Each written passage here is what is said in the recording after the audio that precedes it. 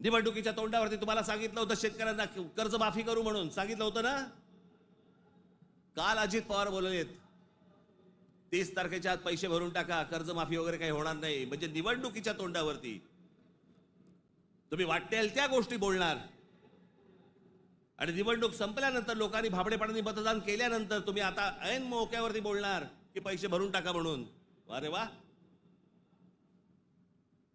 महाराष्ट्रातल्या जनतेला मला विचारायचं आहे की इतक्या भाबडेपणाने तुम्ही मतदान करता तरी कसे. ही लाडकी बहीण योजना,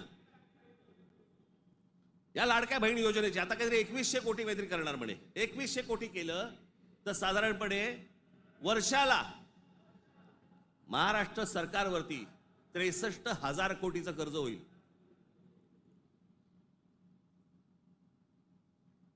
म्हणजे साधारणपणे 5 वर्षाचे काढा तुम्ही किती होतात. 3-4.5 लाख कोटी होतात.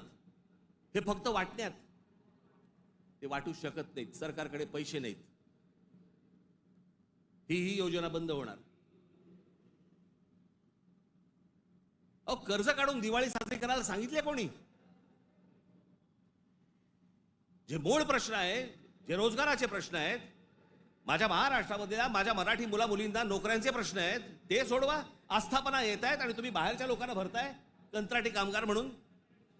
माझ्या महाराष्ट्रामधल्या मुलांना कळत नाहीये, मुलींना कळत नाहीये, कारण आम्ही गुंतवलेत कशात. आम्ही जातीत गुंतवलेत. मारामाऱ्या करा, डोकी फोडा, व्हॉट्सअपवरती जातीत शिव्या घाला, हे उद्योग आमचे सगळे सुरू आहेत. मूळ प्रश्नाकडे आहे कोणाचं लक्ष. खरं तर मूळ प्रश्नांवरती तुम्ही सरकारला धारेवर धरलं पाहिजे, मंत्र्यांना धारेवर धरलं पाहिजे. निवडणुकीच्या तोंडावरती ज्या ज्या प्रकारची तुम्हाला आश्वासनं दिली त्या गोष्टी तुम्ही विचारल्या पाहिजेत. पण मुळात आपलंच लक्ष जर समजा नसेल तर बाकीच्यांचं फावणारच आहे.